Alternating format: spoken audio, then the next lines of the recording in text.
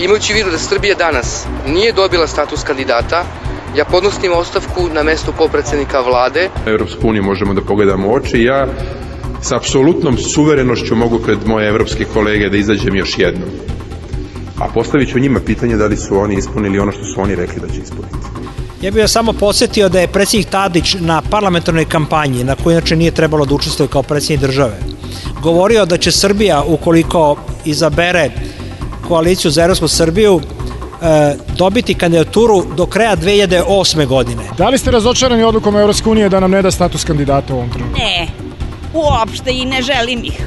Ne, nisam razočarana ovom odlukom.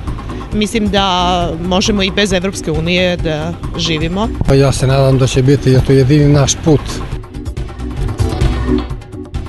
Ovih dana građani češće nego obično u menjačnicama menjaju evre za švajcarski franak ili dolar. Smatram da građani povodom ovoga, sve što sam rekao, ne moraju to da radi i da žure, jer sigurno neće biti oštećeni.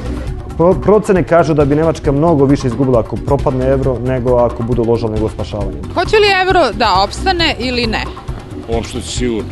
Neće opstati evropska zajednica, pa nema razloga da ostane ni evro. Opstaće. Ja mislim da hoće.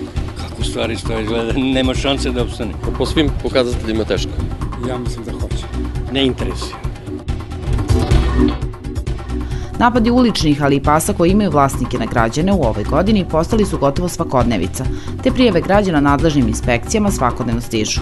Nedavni slučaj napada američkog Stafforda na 4 dečaka i devojčicu u osnovnoj školi u Futogu samo je još jedan u nizu zbog kog su roditelji napadnute dece najavili tužbe.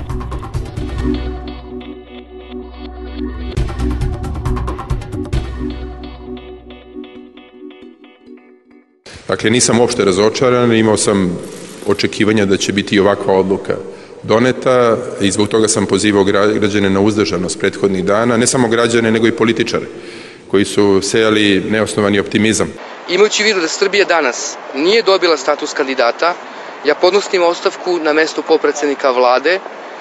O tome sam već obavestio pismom predsjednika vlade gospodina Cvetkovića i predsjednika Republike Borisa Tadića. Stav Nemačke, odnosno gospođe Merkel, je veoma dobar za Srbiju zato što nastavlja u jednu poziciju da vrlo brzo sami sa sobom odlučimo da li smo mi ljudi koji se trguju teritorijalnim integritetom. Da li ste razočarani odlukom Evropske unije da nam ne da status kandidata u ovom trenutku? Ne, uopšte i ne želim ih. Ne, nisam razočarana ovom odlukom. Mislim da možemo i bez Evropske unije da živimo. Ja se nadam da će biti to jedini naš put. To su naše komšije, naša roba, kapital, novac, ljudi kreću se vekovima. Prema tome taj put mora da se nastavi i treba. Uprkos tome što je odluka Evropske komisije da se dodela statusa kandidata Srbiji odloži do marta iduće godine bila manje više najavljena i donekle očekivana, stiče se utisak da je ona izazvala mnogo veću pometnju i razočarenje u vladajućoj koaliciji nego što se to javno priznaje. U svom obraćanju naciji predsjednik Srbije Boris Tadić nije uspeo da prikrije razočarenje i gorčinu zbog negativne odluke Evropskog saveta. Tadić je po prvi put, doduše bez konkretnih navođenja, kritikovao, kako je rekao, svoje kolege iz Evropske unije da nisu ispunili ono što su rekli. I možemo Evropu da pogledamo u oči, odnosno Evropsku uniju možemo da pogledamo u oči. Ja sa apsolutnom suverenošću mogu pred moje evropske kolege da izađem još jednom. A postavit ću njima pitanje da li su oni ispunili ono što su oni rekli da će ispuniti. Neću u javnosti da govorim o tome. To je deo naših ličnih odnosa. Uporno istrajavanje na politici i Kosovo i Evropska unija stavilo je vlast pod združeni udar kritike opozicije svrstane u proevropski i antievropski tabor. Jedino što je moglo gore da nas zadesi od primanja Srbije kao kandidata je ova odluka da se o tome odluči u martu mesecu. Naša agonija će se nastaviti sledeća 3 meseca i oni će učiniti sve da bukvalno odcepaju Srbiju. Oni će ova 3 meseca iskoristiti da nateraju Srbiju i Borisa Tadića da ispuni sve zahteve Evropske unije i Amerike, a to znači da Srbija dobrovoljno pristane da da sve državne atribute Hašimu Tačiju. Evropske ambicije moraju biti praćene i evropskim ponašanjem. Za situaciju u kojoj se nalazimo nisu odgovorni građani, za situaciju u kojoj se nalazimo nije odgovoran ni Milošević, za bezizlaz do kog nas je dovela vladajuća koalicija nije odgovorna ni Nemačka, ni Evropa, odgovorni su ljudi koji su formulisali politiku koja je unapred bila osuđena na neuspeh. Zbog toga od njih očekujem, kao predstavnik 100.000 građana koji su spremni na novu politiku, političku hrabrost i u ovom trenutku samo 2 poruke. Prva je poziv da im se pomogne u rešavanju problema u kojem se zemlja nalazi ili poziv na izbore, jer kroz te izbore jedino možemo doći do novih ljudi i dobiti podršku za novu politiku. Da neko pre 3,5 godine rekao predstavnicima vlasti Srbije da za 3,5 godine, to je do kraja 2011. godine, Srbija neće dobiti kandidaturu, svi bi se smejali. Ja bih vas samo podsjetio da je predsjednik Tadić na parlamentarnoj kampanji, na kojoj inače nije trebalo da učestvuje kao predsjednik države, govorio da će Srbija, ukoliko izabere koaliciju za Evropsku Srbiju, dobiti kandidaturu do kraja 2008. godine, te tekuće 2008. godine. Evo, kraj 2011. kandidature nema. Razlog je jednostavan i jasan. Srbija nije do kraja, kažem do kraja, priznala Kosovo i Metohiju. I to je bio jedini pravi uslov Srbije od potpisivanja sporazuma o stabilizaciji i pridruživanju 29. aprila 2008. godine. Drugi je problem taj što je Evropska unija umeđu vremenu stala sa širenjem. Ona je suočena sa mnogim unutrašnjim problemima i ne samo sa finansijskim ili problemima eurozone, nego i sa pitanjima funkcionisanja, sa pitanjima svog širenja i tako dalje. I koliko vidimo već godinama ne pada im na pamet da se šire. Politički analitičari evroskeptičnog usmerenja predviđaju da će Evropska unija predvođena Nemačkom nastaviti sa politikom pritisaka koja će eskalirati uoči samih izbora kada će po njihovoj proceni vladajuća koalicija biti najranjivija i spremna da popusti pred svakom ucenom. Evropska unija je očigledno rešena da više ne sarađuje u politici puzajućeg priznanja Kosova i da vlasti u Srbiji stavi pred izbor ili. To je kraj jedne političke opcije i stav Nemačke nam je pomogao da mnogo pre nego što bi to neki Britanci, ti malo lukaviji uradili, vukli bi nas kroz kao neke integracije i onda bi nam u nekom mrcvarenju kasnije to rekli. Nemačka je rekla, ma ne, nećemo to uopšte da radimo, stavimo to odmah. I vidimo da li ti ljudi uopšte hoće da sami se odreknu teritorijalnog integriteta ili neće. Ako neće, mi nećemo njih u Evropskoj uniji. To bi moglo dovesti do izborne kombinatorike u kojoj bi vladajuća koalicija mogla reafirmisati politiku Kosovo ispred Evropske unije. On će sad verovatno vući stvari i do ponovnog dobijanja kandidature i onda će on, kako on misli, sa oreolom nekog zaštitnika nacionalnih interesa probati nešto napravi na narednim izborima. S druge strane, žurba međunarodne zajednice da se pitanje Kosmeta što pre skine sa dnevnog reda svakako ima veze i sa velikom krizom koja će Evropu i čitav zapadni svet okrenuti ka rešavanju sopstvenih egzistencijalnih pitanja. Srbija mora da vuče poteze zainteresovano svih zemalja koji su priznali secesiju Kosova za neko ogromno angažovanje na tom pitanju. Kako vreme odmiče od 2011. godine ka 2020. značajno će padati. Ono već danas nije ni približno tamo gde je bilo 1999. Sad je to već u bitnom padu. I ići će se više u pad. Značaj međunarodnih zemalja koje nisu priznale Kosovo, a to su baš Kina i baš Indija, i baš Rusija, i baš Brazil, dakle, ključne zemlje koje naglo idu napred u ekonomiji, a onda i po svom međunarodnom uticaju, će rasti. Dakle, mi ulazimo u jedan 10-godišnji period u kome naši protivnici padaju po utici i sposobnosti u međunarodnoj zajednici, a oni koji mogu da nam budu ili nam već jesu saveznici, bitno rastu. Dakle, mi ulazimo u jedan istorijski trenutak izuzetno povoljnih okolnosti. Samo moramo na sebi da radimo. Vi ste razočarani odlukom Evropske unije da Srbiji ne da u ovom trenutku status kandidata? Pa naravno da jesam.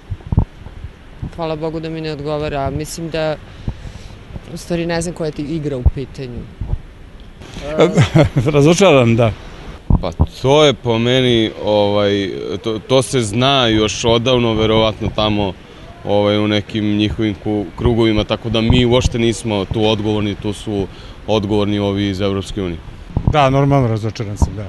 Šta ste očekivali? Pa očekivao sam već 20 godina da se nešto uradi, ali sa ovakvom vlašću, svakim ljudima, mislim da to nikad neće uraditi ništa, dok se nešto ne promeni. Nisam razočaran, zato što je to bilo za očekivati. I moraš imati jasan stav.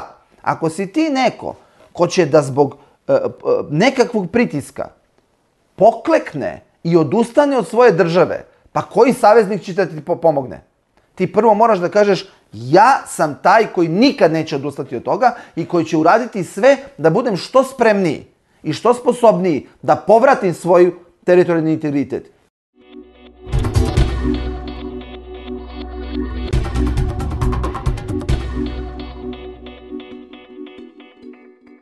Ovih dana građani češće nego obično u menjačnicama menjaju evre za švajcarski franak ili dolar. Iako stručnjaci, pa i guverner Narodne banke upozoravaju i pozivaju da to ne činimo zato što samo gubimo na visokim procentima konverzije, građani nisu spremni da poslušaju takve savete. Dakle, i dalje je nepoverenje u evro i u štednju u evrima. Hoće li evro da opstane ili ne? Uopšte sigurno.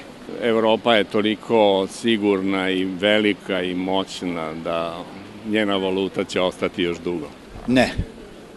Neće opstati Evropska zajednica, pa nema razloga da ostane ni evro. Prema tome, sve će se promeniti. Opstaće. Jer ako pukne ono što Evropa hoće da napravi, da postane imperijalna sila, štiti svoje interese sprem Amerike i drugih, a manje narode kao što smo mi dovodi u funkciju da budemo sluge. Kako stvari stoje izgleda, nema šanse da opstane. Kako da opstane evro ako Nemačka pravi svoj evro, tako? Crno se piše. Znači, nije potpuno sigurno da li će sve ove mere doneti rezultate. Ja mislim da hoće. Po svim pokazateljima teško. Ja mislim da hoće. Normalno da će da opstane. Kako ste tako sigurni? Po 100% sam siguran, to je nešto ogromno veliko. To je samo ovdje neko rekao da neće da opstane, to je čista laž. Ne interesuje. Nemate baš ni dinar u evrima? Imam, ali me više ne interesuje. Izneverivno je stara Jugoslavija, uzela mi deviznu štednju, vjerovao sam u sistem države, više ne vjerujem nikome.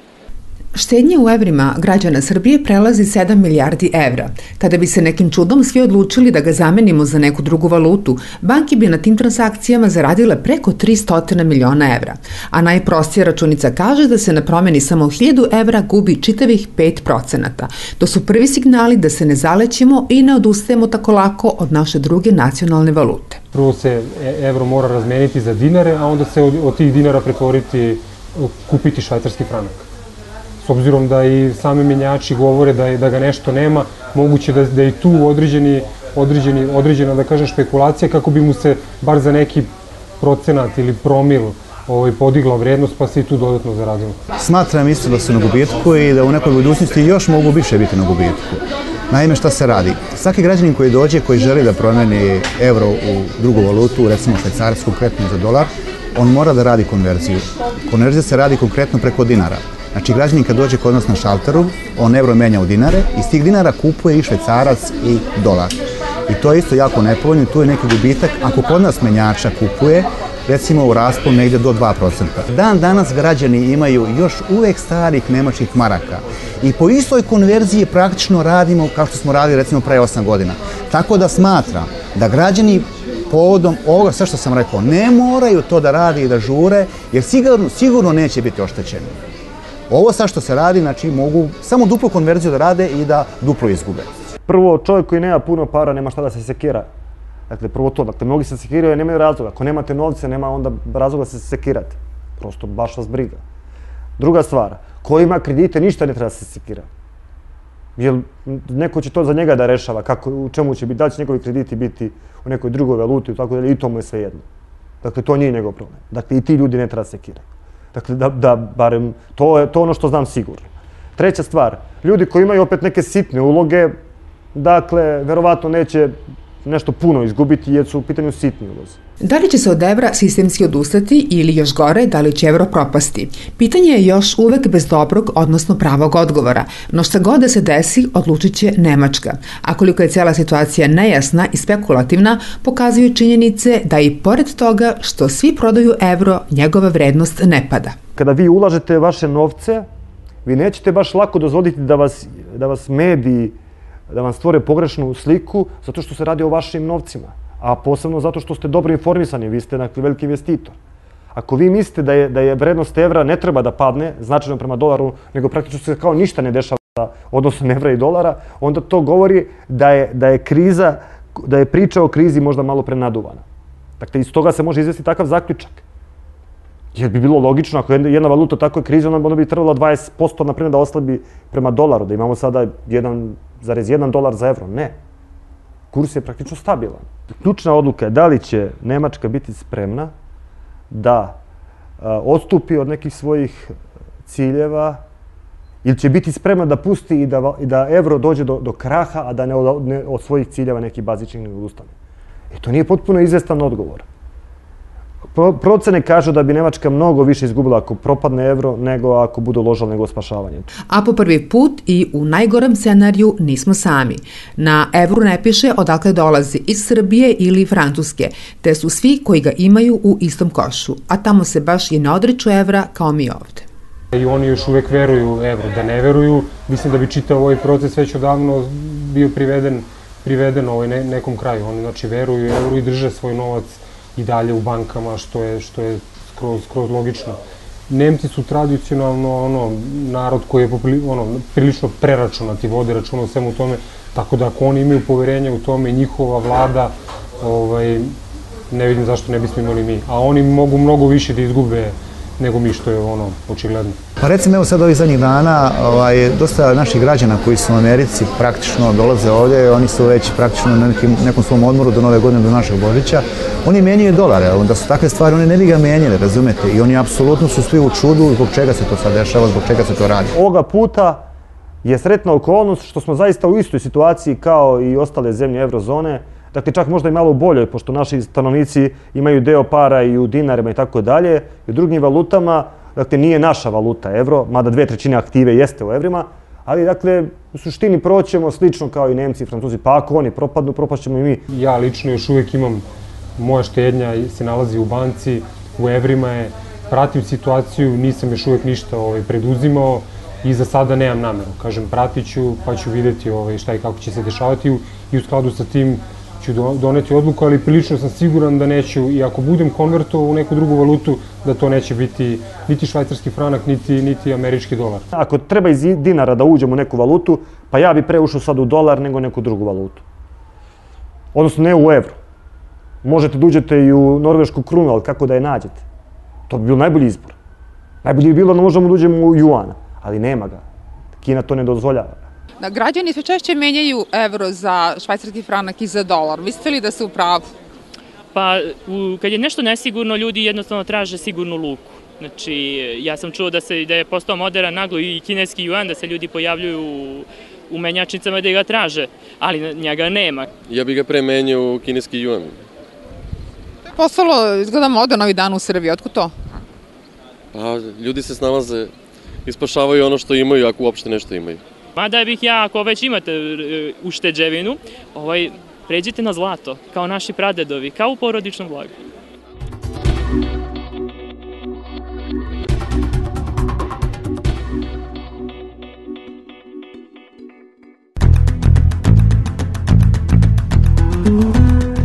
Za prvih 6 meseci ove godine zabeleženo je 1907 napada pasa na ljude.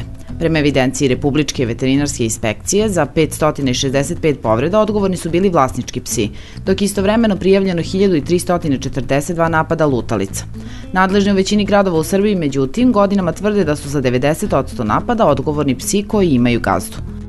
U martu ove godine Viši sud u Smederevu osudio je Jovicu Nedeljkovića na 14 godina zatvora jer je krajem aprila 2008. godine nahuškao svog Rottweilera na Dragana Arsića, kojeg je pas izujedao do smrti, a Nedeljković njegovo telo bacio u bunar. Napadi uličnih, ali i pasa koji imaju vlasnike na građane u ovoj godini postali su gotovo svakodnevica, te prijave građana nadležnim inspekcijama svakodnevno stižu. Nedavni slučaj napada američkog Stafforda na 4 dečaka i devojčicu u osnovnoj školi u Futogu samo je još jedan u nizu zbog kog su roditelji napadnute dece najavili tužbe. Pas je lutalica, pošto je veterinar ustanovio da pas nije čipovan, ušao je u zgradu školsku i redom krenuo da napada decu. 5 dece je povređeno, fizički nije toliko strašno, ali su deca isprepadana, što jeste strašno. Što se tiče tog događaja u Futogu, u pitanju je bio pas lutalica, ono što je utvrđeno da je to rasan pas, što govori da je u jednom trenutku došlo do neodgovornog vlasništva i da je vlasnik tog psa koji je dobio rasanog psa ga je pustio na ulicu, nikada taj pas nije ni čipovan, tako da ne može da se utvrdi vlasnik. Prema nekim podacima u Novom Sadu ima oko 25.000 pasa lutalica. Iako Zakon o zaštiti životinja, koji je donešen pre 2 godine, nalaže izgradnju azila za napuštene životinje, konkretno u Novom Sadu na njega se još uvek čeka.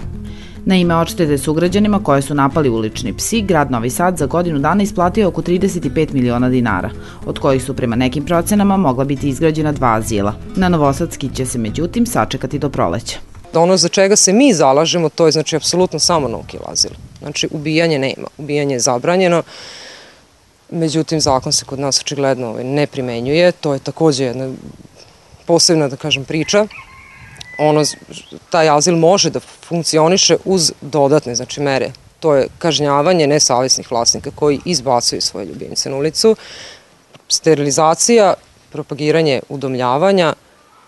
To su neke, znači, stvari koje mogu da funkcionišu samo u sklopu, znači, zajedno, da bi dale neke ozbiljnije rezultate. Ono što će biti zapravo efikasnije rešenje ovog problema, to je kad se izgradi prihvatilište u Novom Sadu, koji predviđa kapacitete koji će zadovoljiti ovaj problem koji trenutno imamo u gradu, a to je predviđeno na proleće ove godine. Dotle, mi nažalost moramo da se suočavamo i sa ovakvim situacijama. Ono što je dobro u svemu što to deca nisu povređene onako kako su mogla da budu. Ono što je važno još, čemu treba vreme da se posveti pažnje, svakako i kroz obrazovni sistem, a to je da se nauče deca kako da se ponašaju kad se sretnu, recimo sa potencijalno opasnom životinjom i tako da. To ipak je naš ekosistem je takav da ga delimo i sa psima i pacovima i vevericama i tako da mi smo morali da naučimo da i te stvari da decu. Deca, nažalost, imaju to da hoće da se igraju, deca ne zna. I zato kažem da je jako dobro u školi sa decom pričati na koji način i krenuti u tu edukaciju, na koji način ako naiđu, ne znam, na čopor pasa, prođite, deca sklonite, nemojte trčati,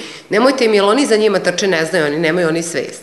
Pa se oni preplaše, pa oni osete strah od te dece, pa onda kreće cela priča i ceo krug, i klupka se odklupkava, pustite ih. Samo nek idu, nemojte ih dirati i oni će proći. Umeđu vremenu, napadi napuštenih pasa na građane, ali i vlasničkih takođe, u 2011. godini stvara se utisak da doživljavaju ekspanziju. Krajem marta i predsjednika gradskog parlamenta Aleksandra Jovanovića, dok je šetao svog, napao je pas kojeg je vlasnik pustio bez povodca, pa i sam Jovanović najavio tužbu protiv nesavesnog vlasnika. Kada je statistika u pitanju, u poslednjih 6 meseci 2010. godine u Kliničkom centru Vojvodine sanirano je oko 70 povreda zadobijenih od pasa. U prvih mesec dana 2011. međutim, čak 90 Novosađana javilo se sa istim povredama, a do oktobra meseca 443 tužbe stiglo je na adresu javnog komunalnog preduzeća Čistoća u Novom Sadu. Pitali smo Novosađane da li je grad Novi Sad zaista u problemu kada je reč o psima lutalicama. Evo, mene se baš jutros povijeli, lajali na mene, a nemaš kome da se žališ jer nije u nadležnosti grada da izgradi azil i konačno taj problem već jednom reši. Mislim da se malo više diže tenzija oko toga, znači da to nije istina. Uglavnom, ljudi su krivi zbog toga, jer ima mnogo klinaca koji maltretiraju. Svugde ih ima previše. Nema ko da pazi njima na ulicu, tako i nisu bezbedni za decu ni za odrasle. Mnogi se plaše i jednostavno ne znaš nikad kad može da napadne, kad ne. Pa trebali da preduzmu neke predostrožnosti, da ih pohvataju, neki uspavaju, nek rade šta bilo. Uz podršku Policijske uprave Novi Sad, komunalna inspekcija u Novom Sadu pojačala je kontrole izvođenja pasa koji mogu predstavljati opasnost po građane, te su nesavesnim vlasnicima pisane mandatne kazne. Mandatna kazna na licu mesta iznosi 5.000 dinara, a ukoliko na licu mesta ili u roku od 8 dana ne platite mandatnu kaznu, protiv vas će biti pokrenut zahtev za pokretanje prekršajnog postupka, gde visina kazne može ići za fizička lica i do 75.000 dinara. Sa druge strane, kada je reč o prijavama napada pasa lutalica, nadležni kažu da je reč o pojavama koje ostavljaju dosta prostora i zloupotrebi, pa je pojedine slučajeve zaista potrebno ispitati.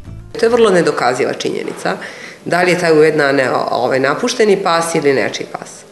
I onda se naravno podnosi zahtev za nadoknadu štete javnom komunalnom preduzeću Čistoća, koji ima gomilu sporova, svedoke koji su se navodno pojavili na ulici videli. Ipak je to sve sad već stvar pravosuđa i nekih dokazivanja, veštačenja. Postoje priče da dolazi do tu određenih zloupotreba na razne načine, prijavljivanja ujeda kada se to nije desilo. Ja ne želim da ulazim u taj deo priče oko doktorskog nalaza i svega toga, ali definitivno drastično manji broj je prijavljen ujeda komunalnoj inspekciji nego tužbi. Bilo kako bilo, iako Zakon o zaštiti životinja nalaže postojanje gradskih azila za pse i mačke lutalice, većina gradova ih nema još, ali svake godine isplaćuje milionske iznose na ime odštete zbog napada ovih životinja na sugrađane. Osim brige o napuštenim životinjama u iščekivanju domova za pse i mačke, nadležni smatraju da je veoma važno raditi na edukaciji stanovništva. S obzirom na to da je svest o načinu čuvanja i držanja životinja još uvek mala, sa edukacijom će se početi već u školama.